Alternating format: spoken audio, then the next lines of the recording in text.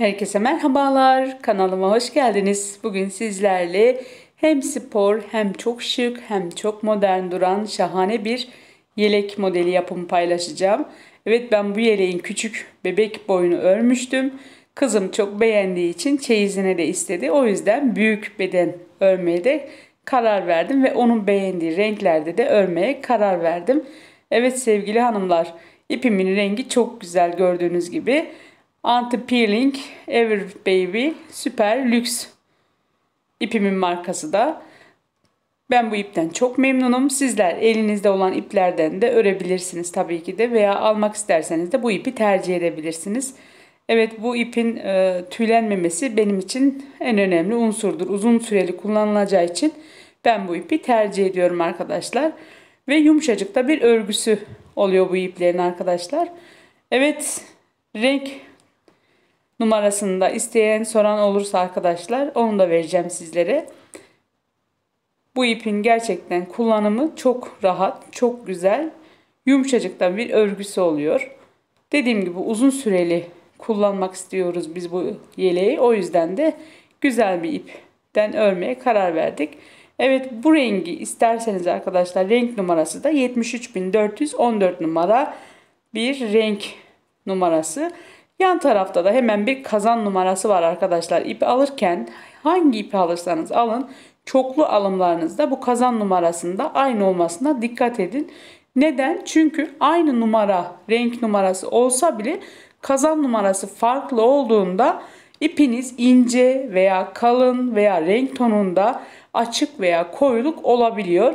Bu sıkıntıyı yaşamamak için sizler de ipinizi alırken kazan numarasına mutlaka ama mutlaka aynı olmasına özen gösterin. Evet, videomu başlamadan önce ilk kez bu videoyla kanalımı ziyaret ediyorsanız da ücretsiz bir şekilde kanalıma abone olmayı unutmayın. Evet sevgili hanımlar, ben daha önce küçük boyutunu ördüm demiştim. Size onu göstermeyle başlıyorum. Yeleğimizin bitmiş hali bu şekilde olacak. Bu yeleğin büyük bedenini örüyoruz şu an. 42, 44 ve 46 bedene, yani o 3 bedene uyacak bir sayıda öreceğiz biz. Bu arkadan görünüşü bu şekilde. Önden görünüşü de yeleğimizin bu şekilde. İki parçadan oluşuyor. 3 ilmekle başlıyoruz. Haroşa örüyoruz. Omuz kısımlarına nohut modeli koydum ben. Sizler farklı bir modelde kullanabilirsiniz omuz kısmına. Ben bu şekilde nohut tercih ettim. Çok da güzel olduğunu düşünüyorum. Evet, yeleğimiz çok çok güzel bir yelek arkadaşlar. Hani zaman bulursam kendime bile yapmayı düşünüyorum. Şiş numaramda 3,5 numara şiş kullandım ben. Sizler eliniz sıkıysa 4 numarayla yapabilirsiniz. Eliniz gevşekse 3 numara veya 3,5 numara şiş de kullanabilirsiniz. Benimki normal bir sıklıkta elim. O yüzden ben 3,5 numarayı tercih ettim. Ve şahane bir model. Evet, yeleğimizi başlayalım arkadaşlar. Hemen şişimizin üzerine ilmeklerimizi atmayla başlayalım. İpimi sardım parmağıma. Boşta kalan uzun kısmını baş parmağıma şöyle geriye doğru alacağız. Evet, geriye doğru alın. Bu şekilde hemen birinci ilmeğimi arasından geçirip aldım. Şişimizin üzerinde bir tane vardı. 2 ilmek oldu ve bir tane daha alarak 3 ilmekle örgümüze başladık. Şimdi bu altta kalan ipimizi de birbirine bağlayalım ki daha sonra açılma yapmasın. Bu şekilde güzelce bağlayalım derken şişimin üzerinden ilmeklerim çıktı. Kamera arkasında tekrardan taktım geldim arkadaşlar. Kameradan bakıp yaptığım için inanın ama inanın çok zorluyor. Çift mil örgüler arkadaşlar. Kusuruma bakmayın o yüzden. Evet, hemen birinci ilmeğimi ters örgü olarak aldım. İkinci ilmeğimi örüyorum. Ve Üçüncü ilmeğimi örüyorum. Evet. Şimdi hemen bir artırma yapacağız. Şöyle baş parmağımızı ipimizi takaraktan bir artırmamızı yapacağız. Yani çift taraftan, iki taraftan da artırmış olacağız arkadaşlar. Üçgen bir pizza dilimini andıracak örgümüz. İki taraftan artırınca o şekilde büyüyecek. Evet, hemen artırdığım ilmekle başlıyorum bu sefer.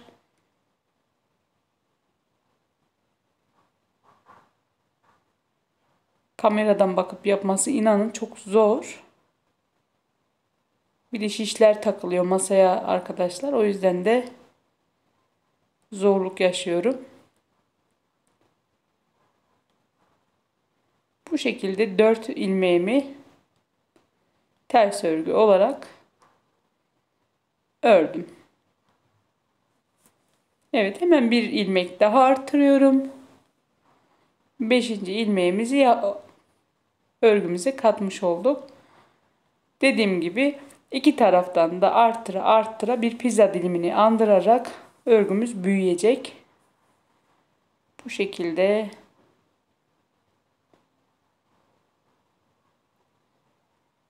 ters örgü örmeye devam ediyoruz. Son ilmeğimi de aldım ve burada tekrardan hemen çoğaltıp geriye dönüyoruz.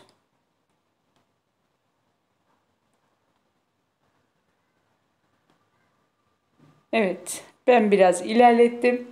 Gördüğünüz gibi üçgen bir şekilde ilerliyor. Bu şekilde arkadaşlar örmeye devam edeceğiz örgümüzü. Her iki taraftan da artıra artıra şişimizin üzerinde 86 ilmek olacak. Evet, ben bayağı bir büyüttüm. Şişimin üzerinde şu an 86 tane ilmeğim var. Bu şekilde büyüdü. Yani bir yeleğin ön kısmını ölçün. Kendi beden ölçünüze de. Şöyle saydığınızda da 1, 2, 3, 4, 5 diyerekten tam 43 diş olana kadar bu işlemi yapın arkadaşlar. Benim şu an 43 diş, yani şişimde 86 ilmeğim oluştu. Şimdi burada bir yandan kesip bir yandan artıracağız. Bir yandan kesip bir yandan artıracağız. Size şöyle göstereyim. Evet, burada da gördüğünüz gibi belli bir yere kadar arttırdım. Belli bir yerden sonra bir taraftan kesip bir taraftan çoğaltıp bir taraftan kesip bir taraftan çoğaltıp bu şekilde beden boyumuzu elde ettik. Evet, beden boyumuzu da bu şekilde elde ettik. Şimdi 86 ilmeğimizi hiç eksiltme artırma yapmayacağız. Yani o sayıyı koruyacağız. Fakat ilk başlarken 2 ilmeğimi birlikte öreceğiz ve bir tane ilmeğimizi burada kesmiş olacağız arkadaşlar.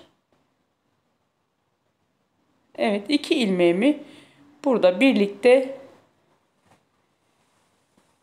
alıyorum ve birinci ilmeğimi de kesmiş oldum burada.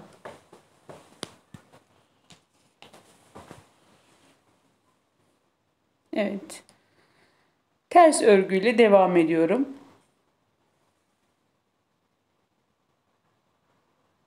Bu şekilde ters örgü örmeye devam ediyorum.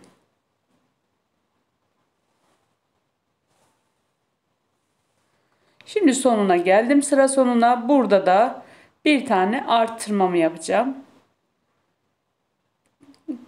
Şişimin üzerinde hala 86 ilmeğim var. Yani birini kesip bir yerden artırınca gene 86 ilmeğimi devam ettirmiş oluyorum.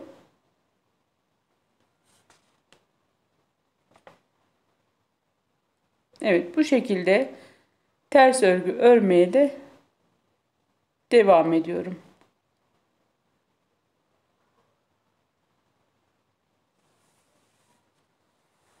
Evet, hemen artırdığım ilmekle başlıyorum.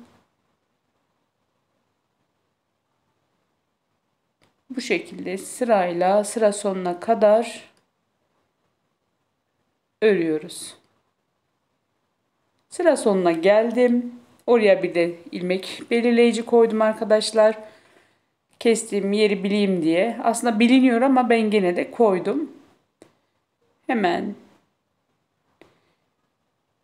kesme işlemini yaptıktan sonra örmeye devam ediyoruz.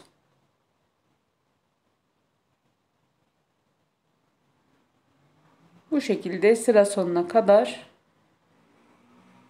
örüyoruz. Dediğim gibi bir taraftan kesiyoruz, öbür taraftan artırıyoruz. 86 ilmeğimizi de korumuş olduk. İlmek belirleyici de taktım. Kestiğim yeri bileyim diye arkadaşlar.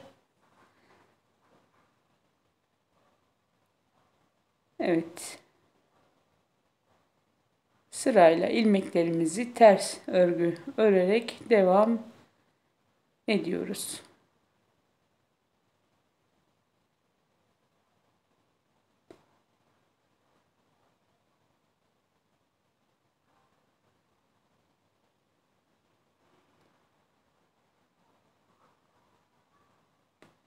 Bu şekilde örüyorum. Evet, çok da güzel oluyor. Evet, ben 3 ilmekle başladım. Gördüğünüz gibi çoğaltmalarımı bitirdikten sonra tam 86 ilmeğime ulaştım. 86 ilmeği bir taraftan kesip bir taraftan çoğaltaraktan tam 59 sıra, yani 59 diş ördüm arkadaşlar. O ilmek belirleyiciden sayın. Şöyle köşeden, çoğaltma yerinden itibaren sayın. Tam 59 diş olana kadar bu şekilde yeleğimizin bedenini de ayarlamış oluyoruz. Şöyle arkadaşlar, dediğim gibi artırma yerinden sonra 59 diş ördük. Şimdi modelimizi kuracağız. Modelimiz nohut modeliydi. Yeleğimizin beden ölçüsünü oluşturduk şu an. Şu an omuzunu öreceğiz. Arka ve ön omuzu birlikte öreceğiz. O yüzden şu an modelimizi kuracağız. Artırma, eksiltme yapmayacağız. Bu bölüm düz bir şekilde ilerleyecek. Hani ne baştan artıracağız ne sondan keseceğiz. Düz bir şekilde ilerleyeceğiz ve ilk ilmeğimizi aldık. Kenar lastiğimizi 8 adet haroşe yapıyoruz. Bu bizim kenar patımız olacak. Bu şekilde 8 ilmeğimizi örüyoruz.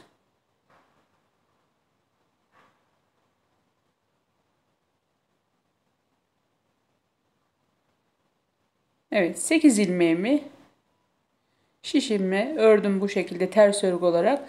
Şimdi 3 ilmeğimizi birlikte alacağız. Şöyle ön taraftan 3 ilmeğimizi birlikte örüyoruz. Bir ilmeğimizde hemen bir ilmek alıp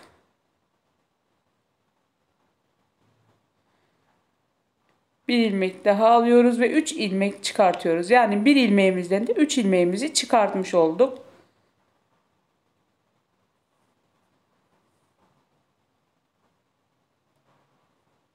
Evet.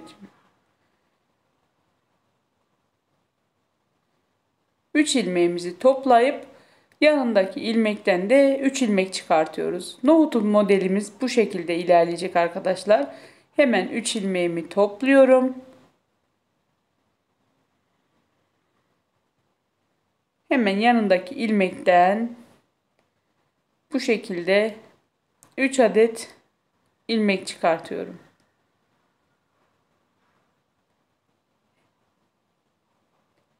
Hemen 3 ilmeğimi birlikte topluyorum.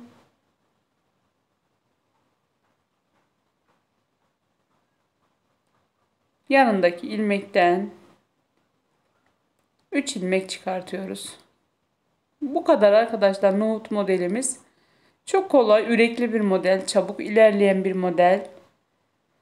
Değişik bebek örgülerinizde de kullanabilirsiniz bu modeli. Şal yapıyorduk eskiden arkadaşlar, üçgen şal yapıyorduk ve bu modeli kullanıyorduk sıklıkla. O da çok güzel oluyordu. Evet. Hemen 3 ilmeğimi topladım. Bir ilmekten tekrardan 3 ilmek çıkarttım. Sıra sonuna kadar bu işlemi bu şekilde ta ki 8 ilmek kalana kadar yapalım. Çünkü 8 ilmeğimizi de kenar pat lastik olarak devam edeceğiz. Sırf haroşa öreceğiz onu da.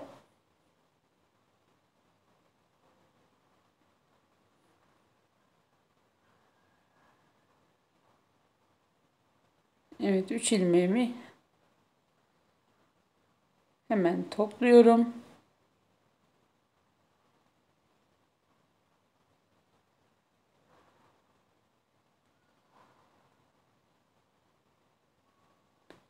Bir ilmekten 3 ilmek çıkartıyorum.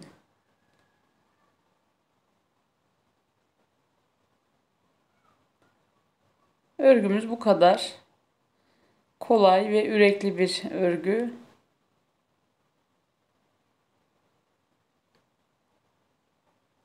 Üç ilmeğimizi topluyorum.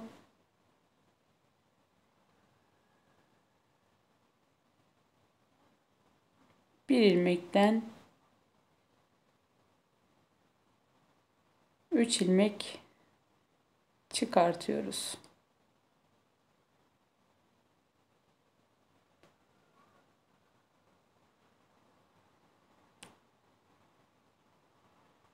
Evet, sıra sonuna kadar bu işlemi yapıyoruz.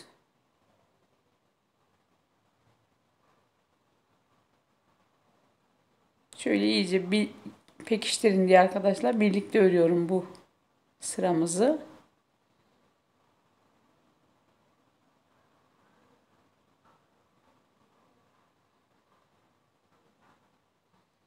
Evet. Kenar patımıza geldim. Şu an 8 ilmeğimizi de bu şekilde kenar pat olaraktan haroşa örüyoruz. Bir de arkadaşlar örneği tersten koyduk. Ön yüzünde sırf haroşa işleyeceğiz. İkinci ilmeğimizi. Evet, örgümün ön yüzüne geldim. Arkadan modeli koyduk. Ön taraftan bütün sırayı haroşa olarak devam edeceğiz.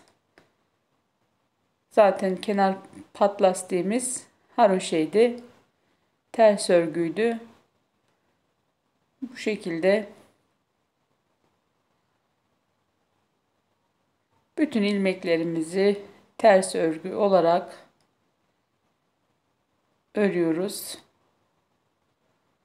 Gördüğünüz gibi bu sıramız da bu şekilde ilerleyecek. Hemen örgümüzün tekrardan arka yüzüne geldik. Modelimizi kuracağız tekrardan. Burada ikinci sırada bir ilmekten 3 ilmek çıkartarak başladık. Modeli kaydırarak yapacağız çünkü. Hemen ikincide bir ilmekten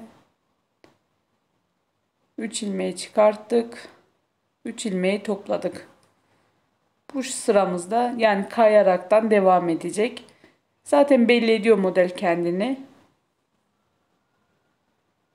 Gördüğünüz gibi bakınca bile anlayabilirsiniz artık. Düz olan yerler 3 ilmek çıkartacağız. Üçü bir arada olan yeri de birlikte toplayacağız arkadaşlar. Modelimiz bu şekilde kayaraktan devam edecek.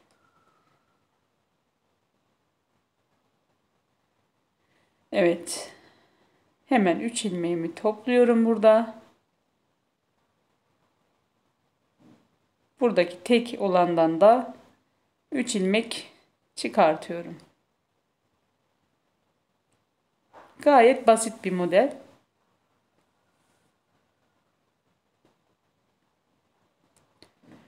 Bu şekilde sıramızı tamamlayacağız. Burada da arkadaşlar aynı beden ölçüsü kadar kol ölçüsü yapacağız. Evet, ilerledikçe örgümüz meydana çıktı hanımlar. Gördüğünüz gibi nohut örgüsü ortaya çıktı. Çok da güzel görünüyor. Ben çok yakıştırdım. Rengi de şahane bir renk oldu. Evet, bu şekilde şöyle kenar ilmeğinden sayacağız. Son haroşeden sonra nohut kısmından sayaraktan 1 2 3 4 diyerekten tam 59 diş olana kadar öreceğiz. Şu kenardan saydığınızda haroşe olarak saydığınızda 59 diş olacak. Aynı bedende yaptığımız gibi burayı da örüp gelelim düz bir şekilde arkadaşlar. Hiç eksiltme, artırma yok. Evet, ben bu şekilde nohut modelimi de yaptım. Tam 59 diş olaraktan yaptım hanımlar. Şöyle saydığınızda 1 2 3 4 5 diyerekten 59 diş oldu. Gördüğünüz gibi şahane mi şahane bir model oldu. Evet. Şu nohut kısmı da bitirmiş olduk. Yani burası bizim yeleğimizin omuz kısmı. Omuz kısmını da bitirdik. Şimdi tekrardan gövdeye geçeceğiz. Koltuk altından sonraya geçeceğiz. Gene burada bir yandan kesip bir yandan arttıracağız ki ön tarafa denk düşsün diye arkadaşlar. Tam tersini yapacağız burada da. Arttırdığımız yerden şöyle göstereyim. Arttırdığımız yerden eksilteceğiz. Eksilttiğimiz yerden arttıracağız ki birbirine böyle katladığımızda denk düşsün diye arkadaşlar. Şöyle bakın. Şöyle katladığımızda birbirine denk düşmesi lazım. O yüzden hani arttırdığımız yeri eksiltmeye, eksilttiğimiz yeri de artırmaya başlayacağız. Yani küçük yelekte de görün diye, daha iyi anlayın diye gösterdim. Evet, şimdi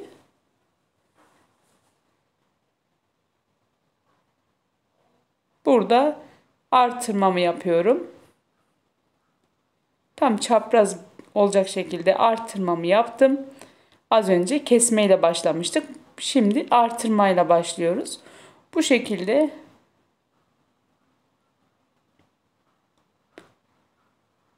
örgümüze başlıyoruz.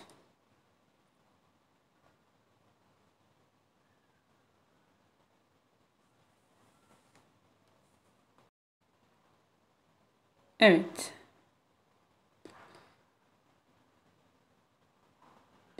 Bir yandan arttırdık. Şimdi buradan da keseceğiz arkadaşlar. 2 ilmeğimizi birlikte öreceğiz.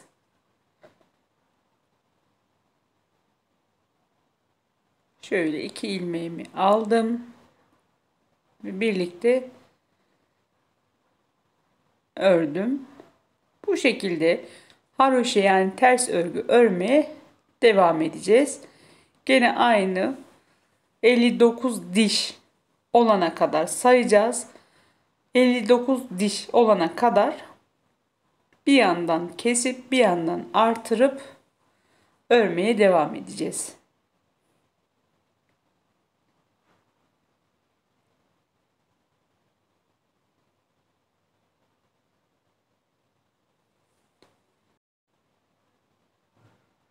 Evet, ilmeklerimi teker teker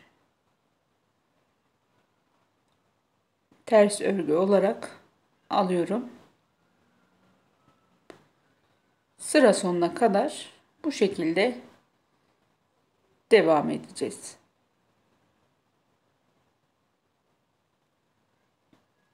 Evet, ben bitirdim hanımlar. Bu şekilde bir yandan artırıp bir yandan eksiltip tam saydığınızda 59 diş olana kadar ördüm ve bitirdim burayı.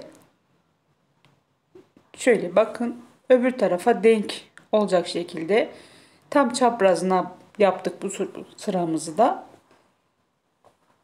İlmeğimizin üzerinde gene 86 tane ilmek var. Şimdi iki taraftan keseceğiz.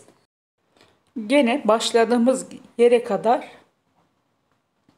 yani 3 ilmek olana kadar iki taraftan da keseceğiz. Şöyle göstereyim.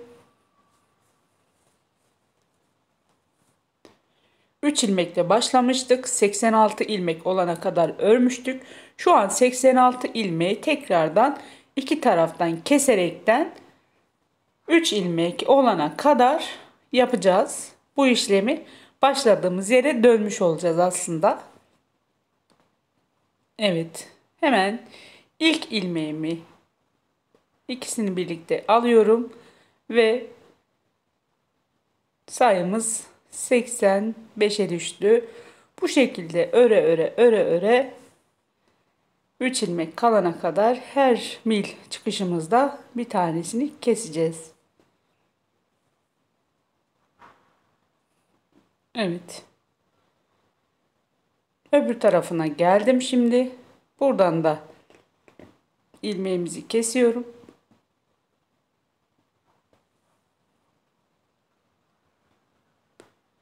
Bu şekilde ters örgü örmeye devam ediyorum. Dediğim gibi ta ki 3 ilmek kalana kadar bu işlemimizi yapacağız. Evet, gördüğünüz gibi ben bayağı bir kestim. Bu şekilde şöyle görün istedim. İki taraftan da kestim. Bu şekilde sizler de yapın, ben de yapıp bitirelim arkadaşlar. Evet, yeleğimi parçasını bitirdim ben arkadaşlar. Bu şekilde şöyle göstereyim. İkiye katladım, hatta şöyle şeklini de görün istiyorum. Bu şekilde ön tarafı burası oluyor. Kol burası olacak. Şöyle burayı da birbirine dikeceğiz arkadaşlar. Bu parçadan aynı bu şekilde bir tane daha aynı sayılarda örüp geleceğiz. Zaten başta da sayılarını vermiştim. O şekilde bir tane daha öreceğiz. İki parçadan oluşuyor yeleğimiz. Bu şekilde 3 ilmek kalana kadar ben ördüm. Daha sonra kestim. Evet, sizler de örün. Ben de öreyim bir parça daha. Daha sonra birleştirmesini birlikte yapalım. Evet, bir parça daha ördüm hanımlar. Bu şekilde şöyle birleştireceğiz. Yeleğimizi iki parçadan oluştu gördüğünüz gibi. Şimdi birleştireceğiz arkadaşlar. İkiye katladım. Ben buradaki yeleğimizi arasında birleştirdim. Hiç potluk olmadan haroşa örgü birleştirimi yaptım. Bunun videosunu da bir önceki videomda paylaştım. Oradan görüp sizler de yapabilirsiniz. Haroşa örgülerinizi dikişsiz, böyle işsiz nasıl yapabilirsiniz diyerekten çok ayrıntılı bir şekilde video çektim. Evet, burada da kısa olarak göstereceğim zaten. Şöyle ayrıntılı da görmek isteyenler bir önceki videomda da görebilirler. Hatta linkini de bırakabilirim videomun açıklama kısmına veya yorum kısmına bırakabilirim. Oradan bakabilirsiniz.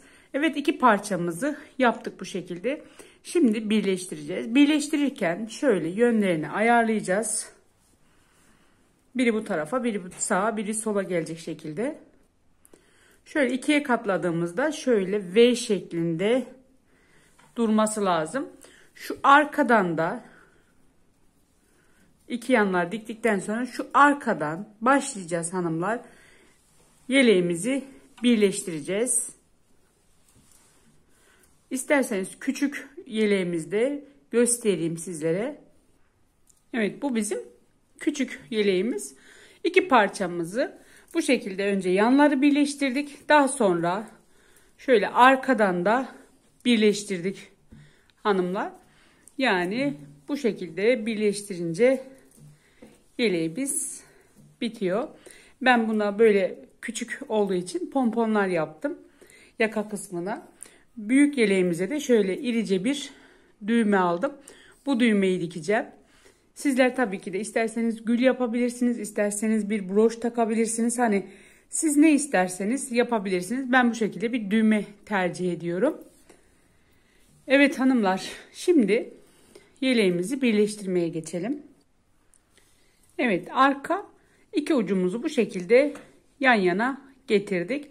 Ben son ilmeğimi örerken bitirdim ve ipimi kesmedim arkadaşlar. Biraz dikiş payı bıraktım. Böyle dikiş ipi bıraktım. O şekilde ipimi kırdım. Şimdi bu şekilde şöyle yakınlaştırarak başlayalım. Köşeye zaten sabitlenmiş ipim. İpiniz yoksa bile tekrardan ip takıp buraya sabitleyebilirsiniz. Şimdi buradan aldık. İlk haroşemizin, yani şu köşedeki haroşemizin içerisinden alttan yukarı doğru çıkıyorum. İpimizi bu şekilde yukarı çıkarttık. Şu haroşa kavislerini verebilmek için bu şekilde aynı dikiş potsuz olması için bu işlemi yapıyoruz. Hemen buradaki ilk haroşemizin içerisinden böyle alttan girdim. Üst taraftan çıkıyorum. Bu şekilde birbirine birleştirdim. Şimdi bir üstteki haroşemizin dişinden, şu kenarda dişler var arkadaşlar. Onun içerisine girdim. Yukarı doğru ipimi çıkartıyorum. Yukarı doğru ipimi çıkarttım. Şimdi buradaki sıradaki dişimizin içerisine, şu kenarda dişlerimiz var, haroşelerimiz var. İçerisinden girip böyle altından girip üstünden çıkartıyoruz. Evet. Şimdi bu taraftaki dişimizin şöyle görün arkadaşlar, sırayla içerisinden girdim. Şöyle üste doğru ipimi aldım. Hemen sıradaki buradaki haroşemin bir sağdan bir soldan sırasıyla bütün dişlerin içerisinden alttan girip bu şekilde üstten çıkıyoruz. Hemen bu tarafından girip üste çıkıyorum. Gördüğünüz gibi dikişimizi de bu şekilde yapıyoruz. Evet, bu şekilde birbirine dikelim. İşsiz bir dikiş tekniği bu arkadaşlar. Dediğim gibi ayrıntılı bir şekilde de bir önceki videomda yayınladım. Oradan da bakabilirsiniz. Evet, bu şekilde ben dikip geleyim. Sizler de birbirine dikin, gelin. Daha sonra yeleğimizin bitmiş haliyle ekrana gelelim. Evet, ben yeleğimi bitirdim hanımlar. Şöyle çok güzel oldu. Uzunca harika bir yelek oldu. Şöyle kenarına da bir kenar zinciri gittim. Şöyle göstereyim. Bu tarafına gitmedim. Sizler ister gidin, ister gitmeyin. Ben ikisini de şöyle göstermek istedim tam bitirmeden önce. Bu kenarını da sizlere göstermek istiyorum yapılışını. Tercih size kalmış. Dediğim gibi ister gidersiniz, ister gitmezsiniz.